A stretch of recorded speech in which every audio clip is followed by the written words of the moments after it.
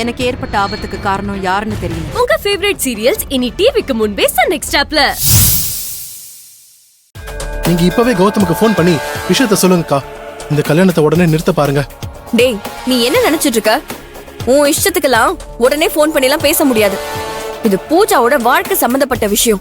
நேரங்காலம் பார்த்து பக்குவமா தான் பேச முடியும். அக்கா, எல்லாத்தையும் பேசி முடிக்கிறதுக்குள்ள கல்யாணமே முடிஞ்சிட்டு போல இருக்குக்கா. கொஞ்சம் அவசரப்படாம இரு, எதா இருந்தாலும் பேசிக்கலாம். இது தங்க நீங்க அப்பத்துல இருந்து சொல்லிட்டு இருக்கீங்க. எனக்கு அப்படியே பைத்தியமே பிடிச்சிரும் போல இருக்கு. வினோத், இங்க பாரு.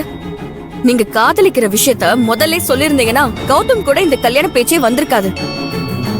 நிச்சயம் பண்ணி முடிஞ்சதுக்கு அப்புறம் வந்து எடுத்தோம் கௌதம்னு எதுவுமே செய்ய முடியாது. நீ பூஜாவை கல்யாணம் பண்ணிக்கணும்னா கொஞ்சம் வெயிட் பண்ணதான் செய்யணும். கௌதம் நல்லவர்னு பூஜாவுக்கு பேசி முடிச்சதே நான் தான். இப்ப போய் எனக்கு முன்னாடியே தெரியும் நீ விட்டு கூடலாம் போய் சொல்ல முடியாது. நீ கொஞ்சம் தயவு செஞ்சு புரிஞ்சுக்கோடா. அக்கா, அப்புறம் இன்னொரு விஷயம் நான் உங்ககிட்ட சொல்றதுக்கு மறந்துட்டேன். அந்த கௌதம் கிட்ட நான் பூஜாவை லவ் பண்றது உங்களுக்கும் தெரியும்னு சொல்லியிருக்கேன். அவ நம்பலனாலும் இத பத்தி உங்ககிட்ட கண்டிப்பா கேட்பான். அப்படி கேட்டா பூஜாவை கட்டாயப்படுத்தி தான் கல்யாணத்துக்கு சம்மதிக்க வச்சாங்கன்னு நெத்தி போட்டுல அடிச்ச மாதிரி எனக்கு சப்போர்ட் பண்ணி சொல்லுங்க. அப்படி நீங்க சொன்னா கண்டிப்பா அந்த கௌதம் புரிஞ்சுக்கிறதுக்கு வாய்ப்பு இருக்கு. சரி, அவர் வந்து கேட்டா நான் கண்டிப்பா சொல்றேன். அக்கா, இந்த தடவையாவது உண்மையை சொல்வீங்களா? இல்ல குடும்பம் கௌரவம்னு சொல்லிட்டு என்ன ஏமாத்திருவீங்களா?